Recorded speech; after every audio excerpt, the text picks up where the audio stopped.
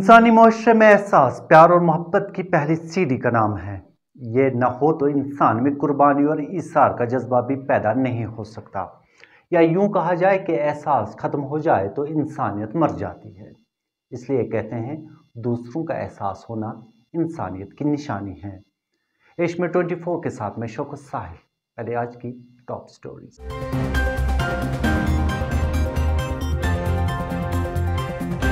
मुल्क से गद्दारी के इल्तिजाम को जारी रखना बदकिस्मती, सुप्रीम कोर्ट ऑफ इंडिया।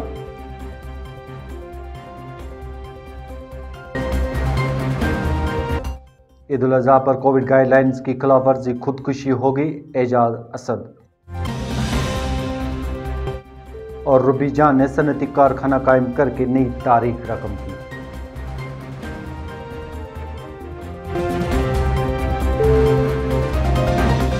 सबसे पहले सुप्रीम कोर्ट के रिमार्क्स पर नजर डालते हैं।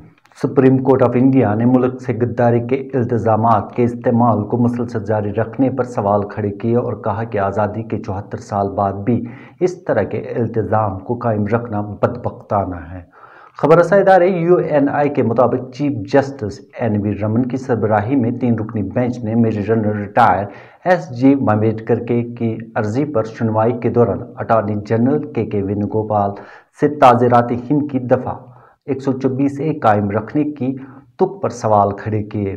जस्टिस रमन ने वेणुगोपाल से पूछा कि आज़ादी के 74 साल गुजर जाने के बाद भी साम्राज्य दौर के इस कानून की ज़रूरत क्या है, जिसका इस्तेमाल आज़ादी की लड़ाई को दबाने के लिए महात्मा गांधी और बाल गंगाधर तिलक के खिलाफ किया गया था।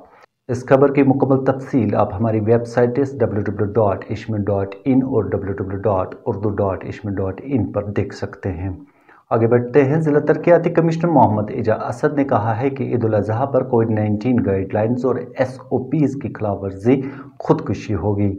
उन्होंने कहा कि ईद की तकरीब सईद के सिलसिले में ज़िला इंतज़ामिया ने तमाम तर तैयारियां मुकम्मल की हैं, जबकि इंतज़ामिया इस बात को यकीनी बनाएगी कि लोगों को मुक़द्दस त्यौहार के मौके पर मुश्किलात का सामना न करना पड़े।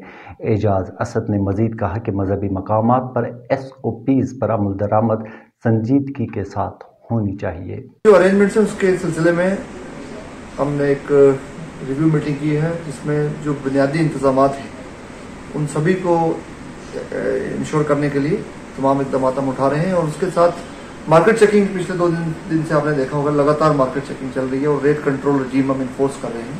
पहली चीज़ हर किसी को समझ आ जानी चाहिए कि वायरस ना तो छुट्टी मनाता है, ना ये वायरस होता है। किसी को अगर ये गलत फहमी है कि मास्क उतार दें तो हम virus is not around us and therefore we can remove mask, तो बहुत बड़ी that will be suicidal.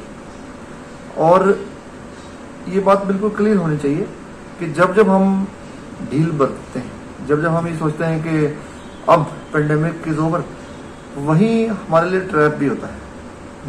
First wave के बाद बहुत जगह पर लोगों ने अज्यूम कर लिया कि बस अब तो कोरोना वायरस है ही नहीं यहाँ पर, आप तो हम खुलेआम घूम सकते हैं। और आपने देखा कि किस तरीके से सडन एक्सप्लोजन पूरी दुनिया में हुआ वायरस का। इसी तरीके से थर्ड वेव की भी प्रेडिक्शन है, तो उससे पहले हमें बहुत ज्यादा एहतियात बरतने की जरूरत है।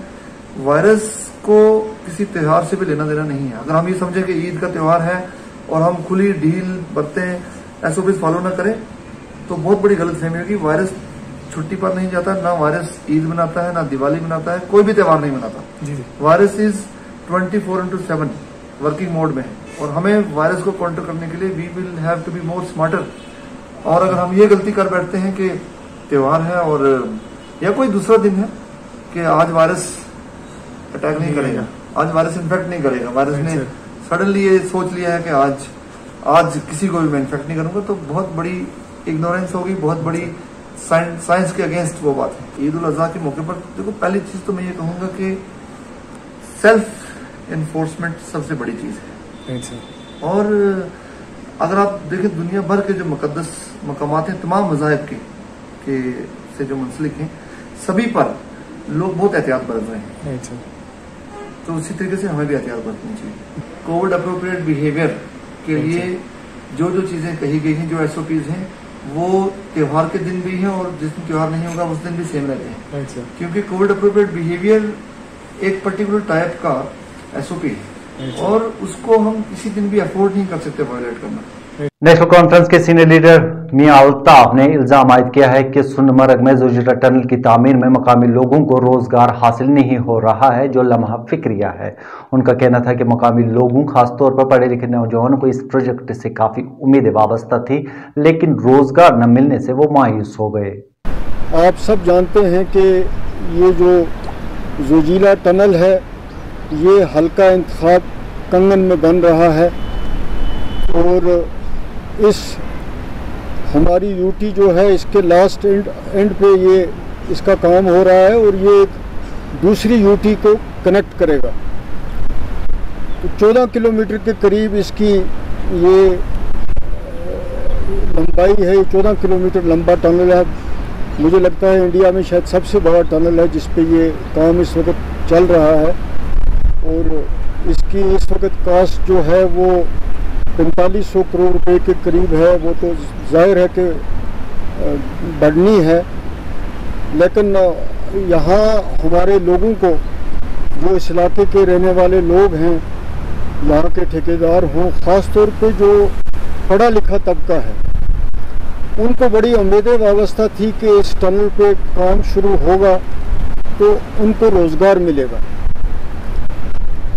और यहाँ का जो इंजीनियर है, यहाँ का ठेकेदार है, वो सब इस पे डिपेंड करते थे।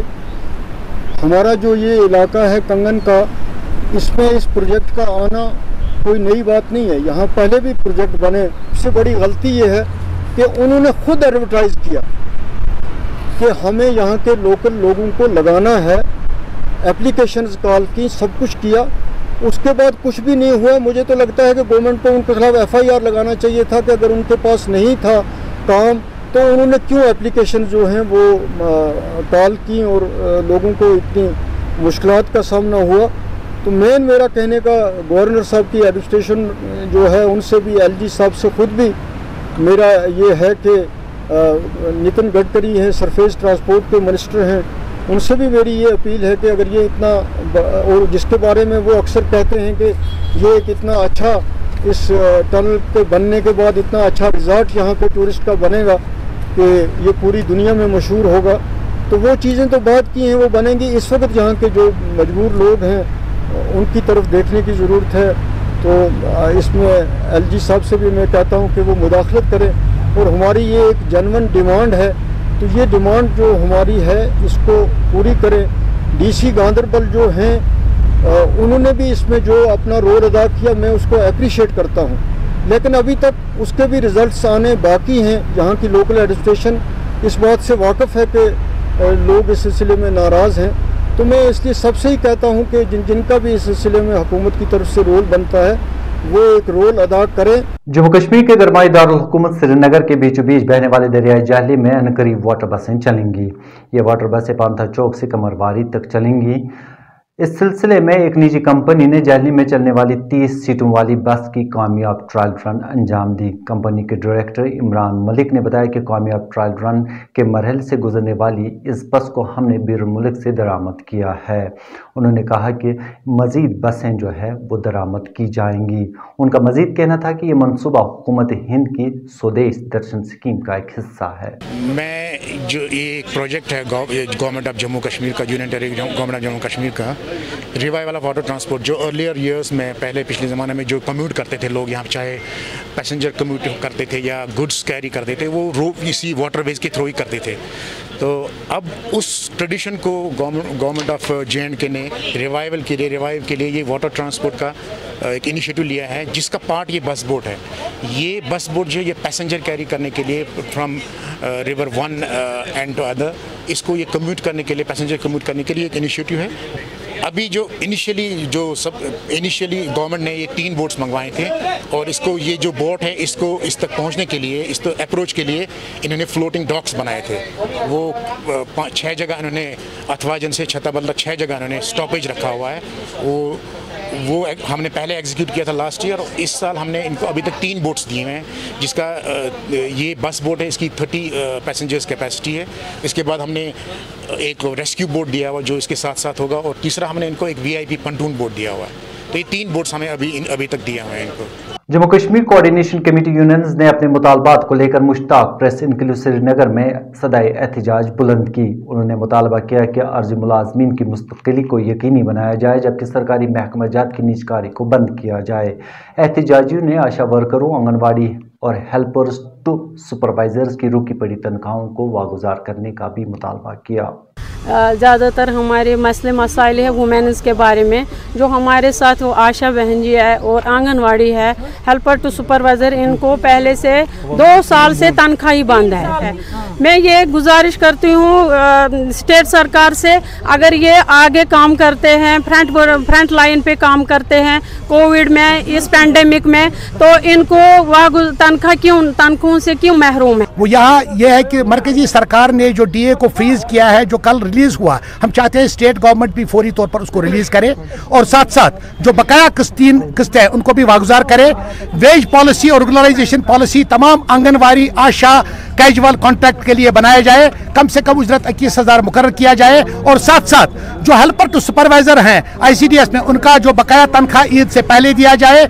जो कोविड में front line workers, health workers काम कर रहे हैं, आशा वर्कर्स काम कर रहे हैं, उनका जो कोविड रिलीफ से उनको अलग मुस्तस्ना रखा गया, उनको फौरी तौर पर दिया जाए। और साथ साथ तमाम वैकेंट पोस्ट्स, जो खासकर एक्स्ट्रा बर्डन जो हेल्थ वर्कर्स को ये आज कोविड के चलते दिया गया, उसमें जो वैकेंसीज है उनको फौरी तौर पर फिलअप किया जाए। और साथ साथ जमहूरी और ट्रेड यूनियन हुकूक जो है उनको फौरी तौर पर बहाल।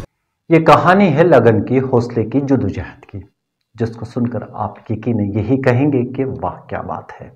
यह ऐसे अज़म की कहानी है जिसने रिवायात को पीछे छोड़कर एक नई तारीख रकम की। हशबुका अनंतनाग से ताल्लुक़ रखने वाली बाहिम्मत खातून रूबी जान ने एक सनती कारखाना कायम करके न सिर्फ अपने लिए, अपने खामन मंजूर अहमद के लिए, बल्कि दूसरे अफराद के लिए भी रोज़गार के नए वसाइल पैदा किए। मियाँ बीवी ने मिलकर मरकजी माली मुआवनत वाली स्कीम उम्मीद के तहत सन 2016 में यह सनती कारखाना कायम किया, जहां करीब 6 अफराद काम कर रहे हैं। मंजूर और उसकी एहलिया रूबी जान ने 15,000 रुपये से अपने कारोबार का आगाज़ किया, और आज इनकी आमदनी माहाना 25,000 रुपये है। 2015 में स्कीम आई उम्मीद, जिसमें मेरी घरवाली जो इसमें शिरकत की उम्मीद स्कीम में जब वो गई तो उसने बोला मुझे कि मुझे उम्मीद स्कीम 15,000 दे रही है। मैंने कहा हम इन पैसों का क्या करें। मैंने कहा कि आप कारपेंटर का काम करते हो, आप कुछ सामान लाओ जिससे आप काम जल्दी कर सको। मैंने कहा कि क्या काम करेंगे आप। इसने बोला कि मुझे कुछ सामान ऐसे क्या है जो पावर सिस्टम पे चलते हैं वो आप लाइए।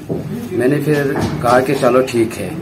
उसने 15,000 मुझे दिए, फिर मैंने वो सामान कुछ लाया। फिर उसके बाद उसने फिर मुझे बताया कि मुझे और भी पैसे मिलेंगे इस स्कीम से, आप काम थोड़ा बढ़ाओ। मैंने कहा कि चलो ठीक है। मैंने इससे और भी पैसे लिए, फिर उसने 40,000, उसके बाद 1 लाख, 2 लाख, ऐसे ऐसे करके हम 5 लाख पे आ गए। तो मैंने बड़ा काम स्टार्ट किया कि मेरी घरवाली जो है उसने कहा कि आप मशीन लाओ। आज यहाँ पे लोगों को बहुत दूर जाना पड़ता है लकड़ी के लिए, आप अगर अपने गांव में लाओगे ऐसी मशीन तो यहाँ पे हमें काम बहुत ही अच्छा रहेगा। मैंने कहा कि चलो ठीक है। मैंने फिर 2016 में हमने फिर ये बड़ा कारखाना मशीन लाई, तो हमने फिर ये काम शुरू किया। इसमें मेरी घरवाली जो है वो भी मेरा साथ दे रही है, और भी 2-4 बंदे जो है वो भी इसी पे अब चल रहे हैं। चलो शुक्र। 2015 में सिक्किम बुजुर्ग सतन दिख लोन 15,000 आर पे दिख 40,000। मे दिमागस में दुना सलाह बहन लकटी रंद वंद खानदारस यह कर छान कम गरी। पे मे रंद हजन रूटर कोर लकटी मकटी कार खड़ा दित मे बैंक लिकेज, दोप नी बैंक पे लोन उम्मीद के थ्रू मे कोर लोन। मे दोप खानदारस सोचो क्या कार कर। मे दोप सलाह त्रो लकड़ी कारखान ये एरिया में कंसी। पे रोज बेरोजगार लड़का गलत काम कुन लगे, तिमन पे वनकन गवर्नमेंटस सत रलन, तिमन पे स्कीम कर स्कीमन फायदा पन कार कर पे जंगन पे गन खड़ा, गलत काम नश फिर वापस। इस कामयाब रिपोर्ट को देखने के बाद हम इतना ही कहना चाहेंगे कि खवातीन को कामयाब और बाख्तियार बनने के लिए आगे आना होगा। कश्मीर 24 में आज इतना ही। कल इंशाल्लाह दोबारा हाजिर होंगे। आपका फीडबैक मुसलसल हम तक पहुंच रहा है, उसके लिए बहुत बहुत शुक्रिया। अपना फीडबैक हमें इसी तरह देते रहें। मुझे और मेरी पूरी टीम को दीजिए इजाज़त। खुदा हाफिज़।